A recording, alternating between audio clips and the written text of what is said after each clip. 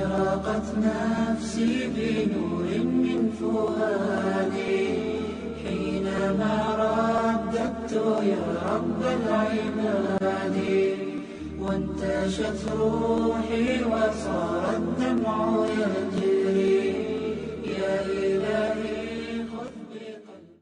وإن زاد المغصوب رده بزيادته سواء كانت متصلة أو منفصلة. If the misappropriated item increases in value, the usurper must return it with its increase. If it increased in size, if it increased in value, it must go back to the owner. Whether the addition is inseparable or if it was separable does not make a difference. Increase goes back to the malik, the owner. وإن زاد أو نقص رده بزيادته وضمن نقصه سواء زاد بفعله أو بغير فعله. If it increases, then decreases. Add that in. If it increases in value and then it decreases in value, the usurper must return it with its increase, and he must hold himself responsible for the decrease, whether the difference results from his action or from some other cause. Meaning, if for example this individual had stolen an animal, maybe a horse, and the horse was thin, and he fed the horse for 3 months, the horse put on a lot of weight, and now the value of the horse increased from 500 pounds to 1,000 pounds. Then when he returns the horse back to the owner, the horse decreased in value to maybe 800 pounds. So the author is stating that because the horse's value had increased to 1,000 pounds, the usurper must compensate the owner of the horse that ziyada, that excess. So he must give him an extra 200. Even though at the time when he had stolen the horse was only valued at 500. But it increased in value when you had the horse, O thief. And so now when you return it and it had decreased, let's say you had stolen the slave and the slave learned how to read, and when you had returned the slave back to the owner, when the owner caught you and wanted the slave back, then by that time the slave had forgotten how to read. So the slave's value was 1,000 pounds when he did not know how to read, increased to 2,000 when he knew how to read, came back to 1,000 when he forgot how to read, for example. Then the usurper must give back the owner 1,000. Jayyid. Because any type of increase goes back to the owner, and if it increased and then decreased, you are responsible for that increase and you need to compensate for that increase. وَلَوْ نَجَرَ الْخَبَشَ بابا أو عمل الحديد إبرا ردهما بزيادتهما وضمن نقصهما إن نقصا. If he carves a piece of wood to make a door, so he made a door, or he works on a bar of iron to fashion some needles, he must return them with the increased value. So if they increased in value, he must return all of this to the owner, and he must hold himself responsible for any decrease in their value. If, for example, the value of the wood was 1,000 pounds, and now he carved a door and the value of the door is 500. Well, my wood was worth 1,000. You need to compensate me for that. The same rule applies in the cases of the following. He misappropriates some cotton. وَلَوْ غَصَبَ قُطْنًا فغزله أو غزلا فنسجه أو ثوبا فقصره أو فصله وخاطه أو حبا فصار زرعا أو نوى فصار شجرا أو بيضا فصار فرخا فكذلك. If he misappropriates some cotton wool and then he spins it, or a piece of yarn and he weaves it, or a garment and he bleaches it, cleans it, or he takes it apart and he stitches it. He misappropriates some seeds and then it becomes crops, it grows, or some date stones and they become trees, or some eggs and they become chickens. All of this increase goes back to the owner. وإن غصب عبدا فزاد في بدنه أو بتعليمه ثم ذهبت الزيادة رده وقيمة الزيادة. If he misappropriates a slave, steals a slave, and the slave increase in physique, in strength because of training, and then after that the slave loses weight and then decreases, the slave increases in strength and then the increase departs, the usurper must return him and the value of that increase. The author states, وإن تلف المغصوب أو تعذر رده فعليه مثله إن كان مكيلا أو موزونا وقيمته إن لم يكن كذلك ثم إن قدر على رده وأخذ القيمة. If the misappropriated value, if the misappropriated item, the item which was stolen, perishes, is destroyed, or its return is impossible, then the usurper is liable for its mithli, its equivalent. So go out in the marketplace and find an equivalent to this item which was stolen.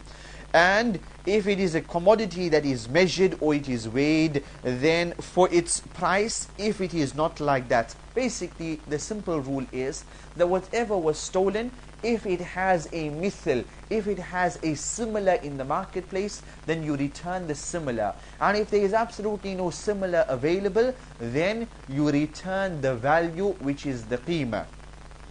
The author states, if then it becomes able, he becomes able to return it, he should return it and receive the price. Let's say, for example, he had stolen an item and he was unable to return the item back to the owner, and so he paid the owner the compensation. After 5 months, he found the item, so he returns the item back to the owner and he takes back his compensation. The author states, وَإِنْ خَلَطَ الْمَغْصُوبِ بِمَا لَا يَتَمَيَّزُ مِنْهُ مِنْ جِنْسِهِ فَعَلَيْهِ مِثْلُهُ مِنْهُ وَإِنْ خَلَطَهُ بِغَيْرِ جِنْسِهِ فَعَلَيْهِ مِثْلُهُ مِنْ حَيْثُ شَاءَ. If he mixes the misappropriated item with something that is indistinguishable from it, meaning, for example, he stole some sugar and he mixed this sugar with his own sugar, he is obliged to return its equivalent from the mixture. If, for example, we can, well, it's all sugar, so he gives back the sugar to the owner. If, for example, we can distinguish your sugar from my sugar, brown sugar, white sugar, then we separate them and we give back the owner that which belonged to him. If he mixes it with something of a different kind, he is obliged to return its equivalent from wherever he wishes. If, for example, it's totally mixed up, he cannot distinguish between the two items, then he goes and returns it from wherever he can. As we said, the simple basic rule is, if it has a mithil, if it has a similar, you return the similar. Number one, if that item itself is available, then we return obviously the item back to the owner. Item is not available, then we go to its mithil, we go to its similar. There's no similar item around, then we go to its value. Walhamdulillah. The author then states, وَإِنْ غَصَبَ أَرْضًا فَغَرَسَهَا أَخَذَ بِقَلْعِ غَرْسِهِ وَرَدَّهَا وَأَرْشَ نَقْصِهَا وَأُجْرَتِهَا.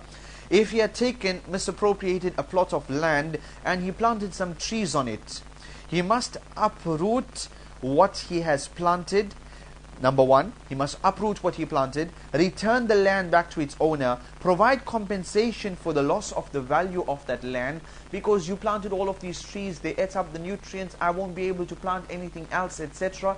So you need to compensate me for that. Also, you need to pay rent and pay its rent for that period. Subhanallah. Then the author states, وَإِنْ زَرَعَهَا وَأَخَذَ الْغَاصِبَ الزَّرْعَ ردها وأجرتها وإن أدرك الزرع مالكها قبل حصاده خير بين ذلك وبين أخذ الزرع بقيمته. If the thief had cultivated the land and reaps the crop, the usurper must return the land back to the owner, pay the rent for the land. And if the owner of the land becomes aware of the crop before the harvesting, so it's maybe a month before harvesting, the owner of the land is free to choose between that. He is free to choose between removal of the crops, according to one opinion.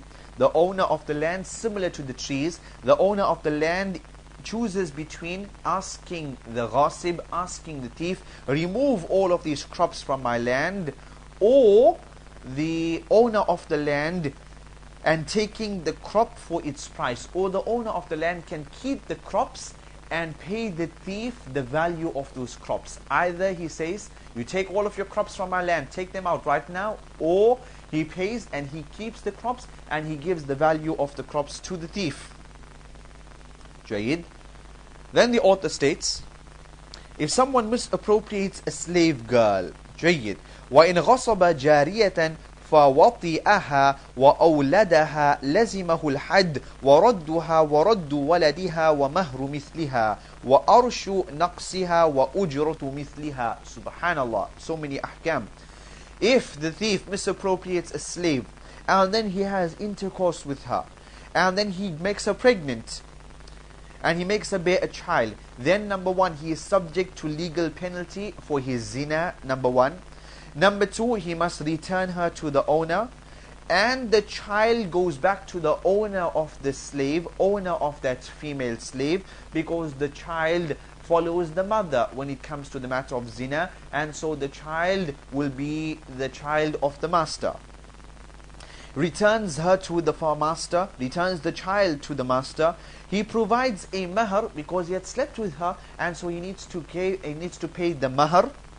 And also he needs to compensate for the loss of value, because let's say she was a bikr, let's say she was a virgin slave, and so now he slept with her, so her value has now decreased, so he needs to compensate the master for that loss of value. And also he needs to compensate the master for the days that he had her with him, because the master lost out in usage of that female slave, etc. So he needs to compensate for the loss of value. He needs to pay the hiring fee for such a slave for all of those days. The author also states, وَإِنْ بَاعَهَا فَوَطِئَهَا الْمُشْتَرِي وَهُوَ لَا يَعْلَمْ فَعَلَيْهِ مَهْرُهَا وَقِيمَةُ وَلَدِهَا إِنْ أَوْلَدَهَا وَأُجْرَةُ مِثْلِهَا وَيُرْجَعُ بِذَلِكَ كُلِّ عَلَى الْغَاصِبِ. If this thief sold her to another individual, and this buyer, he purchased this female slave, and because he owns her, he slept with her, he had intercourse with her, he did not know that she was stolen, etc. Then this buyer, he is liable to pay the mahr because he had slept with her, so he owes the mahr. And adjust your translation, he owes the mahr, he is liable for her dawah, price of her child, because this child will be the child of this owner. I repeat, someone stole a female slave. He sold this female slave to another individual, sold the female slave to Ahmed. Ahmed slept with this female slave because he thought this was his female slave, and now she fell pregnant. So now he owes the master, Ahmed owes the master of the female slave the mahr. He also owes the master of the female slave the value of that child, because this child will go with Ahmed. This is Ahmed's child.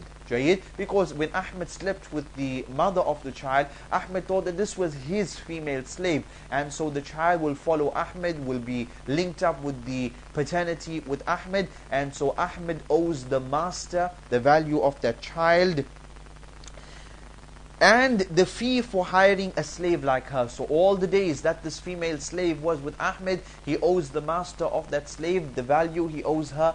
He owes the master the hiring fee for all of those days, all of which Ahmed may claim from the usurper. Ahmed may go back and get all of this money that he gave to the master, he gets it back from the thief who had stolen the female slave in the first place. Wallahu ta'ala a'lam. Well, that inshallah we take a short break, and when we return we will continue with the chapter Bab Ash-Shuf'ah inshallah. Hayyakallah. Assalamu alaikum wa rahmatullahi wa barakatuh.